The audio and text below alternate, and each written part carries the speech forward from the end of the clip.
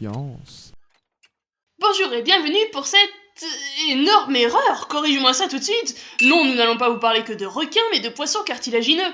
Alors oui, dit comme ça, poisson cartilagineux et requin, ça a un peu l'air d'être la même chose. Alors voilà la différence. Poisson cartilagineux, requin, pas requin. Poisson cartilagineux, requin, pas requin. Oui, c'est étonnant dit comme ça, mais on va vous expliquer le pourquoi du comment. Et ce n'est pas parce que les plus grands se font avoir et confondent les deux qu'il faut faire pareil.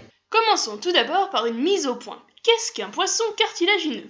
Primo, dans poisson cartilagineux, il y a poisson. Et un poisson, c'est un être vivant possédant une colonne vertébrale et des branchies. Donc ça c'est un poisson, ça c'est un poisson, et ça c'est un poisson aussi.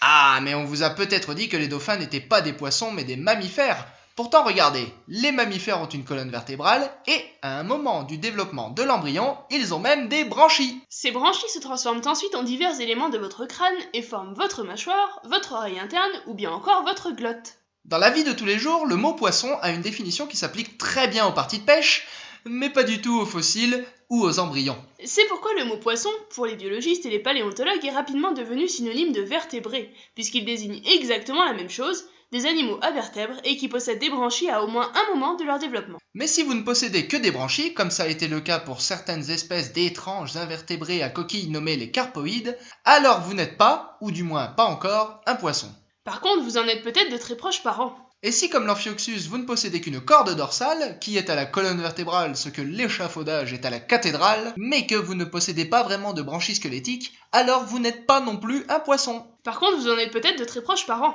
Ah bon, lui aussi? Eh bien oui, deux théories s'affrontent, ce sont des choses qui arrivent. Par contre, si comme Milocunmindia ou Aequitis, À tes souhaits. vous avez à la fois des branchies et une corde dorsale, c'est-à-dire l'échafaudage d'une colonne vertébrale et que vous avez plus de 500 millions d'années, alors là, vous pouvez commencer à prétendre au titre de plus ancien poisson connu. Maintenant que nous savons définir ce qu'est un poisson, tâchons de savoir ce qu'est un poisson cartilagineux. Dans la grande famille des poissons, on distingue les poissons à squelette cartilagineux, Les poissons à squelette osseux, qui comprennent les poissons à nageoires rayonnées et les poissons à nageoires charnues, dont nous faisons partie. et les poissons cuirassés à mâchoire totalement disparus qui tous réunis forment ensemble la famille des poissons à mâchoire. Ce groupe rassemble les poissons dont les premières paires de branchies se sont spécialisées dans la prise de nourriture. On les différencie ainsi des poissons sans mâchoire qui ont une histoire un peu particulière. Leurs branchies à eux n'ont pas d'autre fonction que la respiration et la filtration des particules alimentaires de l'eau.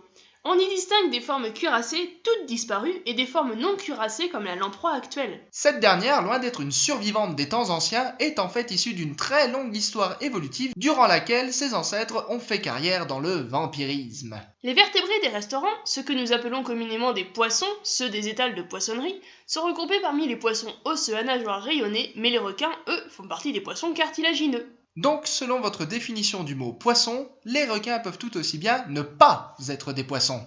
Ah, j'adore les définitions à géométrie variable.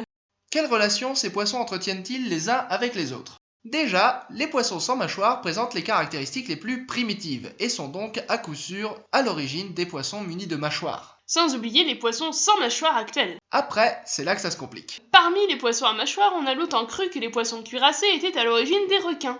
L'un des caractères majeurs soutenant cette hypothèse était la présence d'une paire d'appendices sexuels nommés les claspères, des sortes de pénis si vous voulez, partagés par ces deux groupes. En effet, les claspères sont l'apanage des requins uniquement et leur permettent de pratiquer la pénétration et la fécondation interne. Ce qui n'est pas très banal sous l'océan dans la mesure où la semence ne risque pas de se dessécher une fois dehors. La plupart des poissons pratiquent la fécondation externe, et la présence de claspères à la fois chez les requins et les poissons cuirassés apparaissait donc comme une innovation morphologique, physiologique et comportementale importante partagée et héritée d'un ancêtre commun.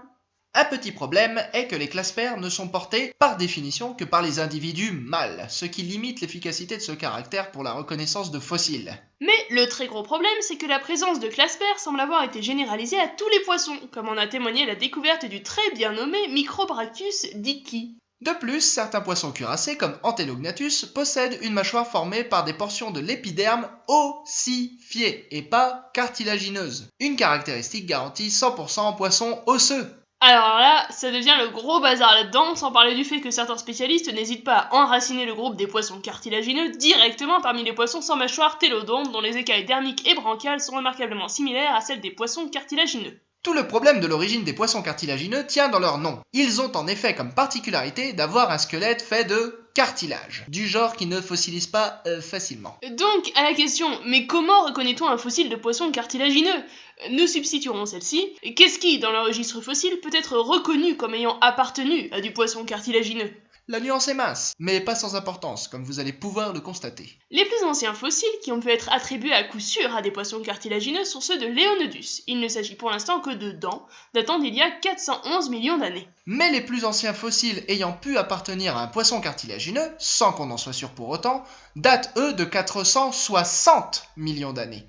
Il s'agit de quelques écailles dermiques qui, comme chez les requins et les raies actuelles, sont constituées d'émail et de dentines, comme des dents. Oui, vous avez bien entendu, la peau des requins est recouverte de millions de microscopiques dents. Ou en fait, c'est plutôt la bouche des requins qui est garnie de centaines de grosses écailles qui ont évolué et se sont transformées en dents. Mais de telles écailles ne sont pas l'apanage des seuls poissons cartilagineux, car, comme nous l'avons dit plus haut, des poissons plus anciens et sans mâchoire, les télodontes, avaient des écailles similaires. Ces écailles d'attribution douteuse se retrouvent ensuite dans le registre fossile pendant 50 millions d'années avant que n'apparaissent les premières dents de poissons cartilagineux indéniables. Un doute de 50 millions d'années, vous vous rendez compte? C'est comme si on plaçait l'extinction des dinosaures entre il y a 60 et 65 millions d'années, et puis voilà, à la louche, allez, 10-15 millions d'années, hein? Voilà, le gouffre entre les deux, c'est l'origine des poissons cartilagineux. Imaginez le registre fossile des primates avec le même gouffre. Ce serait le retour direct à l'état de nos connaissances en la matière au XVIIe siècle. Heureusement, il existe quelques spécimens remarquablement conservés qui sont une mine d'informations pour les paléontologues. Le plus ancien d'entre eux est Doliodus, qui a vécu au Dévonien inférieur au Canada, il y a entre 400 et 410 millions d'années. Doliodus a tout du poisson cartilagineux. La morphologie dentaire, très spécifique. Le renouvellement des dents en rangées bien alignées de l'intérieur vers l'extérieur. Et un squelette entièrement cartilagineux, miraculeusement préservé. Doliodus a aussi une autre petite particularité, des épinelles avant des nageoires comme on n'en rencontre que très peu chez les poissons cartilagineux. De telles épines sont peu communes. Citons celles sur la tête des ibodontes et à l'avant des nageoires dorsales des xénacanthes et de Cladocelacus. Mais jamais on ne les avait retrouvées à l'avant des nageoires pectorales. Sauf chez un groupe de poissons à nageoires nommés les acanthodiens. Ah bon, les atlantodiens? Non, les acanthodiens. On les surnomme parfois les requins épineux. Ah, bah c'est du poisson cartilagineux ça alors. Et justement, c'est une question qui pose un épineux problème aux paléontologues car les acanthodiens n'ont d'affinité franche avec aucun des groupes de poissons à mâchoire dont nous avons parlé. Mais ils ressemblent quand même un peu plus aux poissons cartilagineux qu'aux autres de par leur renouvellement dentaire qui se fait par rangées successives, au moins chez certains d'entre eux comme Ptomacanthus. À l'heure actuelle, les acanthodiens sont donc les plus sérieux candidats à l'origine des poissons cartilagineux. Et maintenant c'est parti pour l'histoire des poissons cartilagineux les plus extraordinaires. Voici Hélicoprion et sa spirale dedans, Stétacanthus et sa brosse dorsale, les ibodontes, terribles requins de poissons cartilagineux qui hantaient les mers quand les dinosaures régnaient sur la Terre, le stétacanthe. Attends. Parce qu'alors là, on me signale dans les commentaires de la vidéo que ça devient, je cite, gonflant de dire à chaque fois poisson cartilagineux alors qu'il n'y a pas à tortiller les trucs dont vous me rebattez les oreilles depuis tout à l'heure, ça ressemble à du requin, ça appartient à la famille des requins, alors utilisez le mot requin et arrêtez de nous les hacher menu. Mais c'est exquis comme langage. N'est-ce pas? Que les choses soient bien claires, les requins, je veux dire les vrais requins, sont plus proches des raies actuelles qui ne le sont de Hélicoprion, des ibodontes ou de n'importe quel autre poisson fossile dont on vous a parlé jusqu'à présent.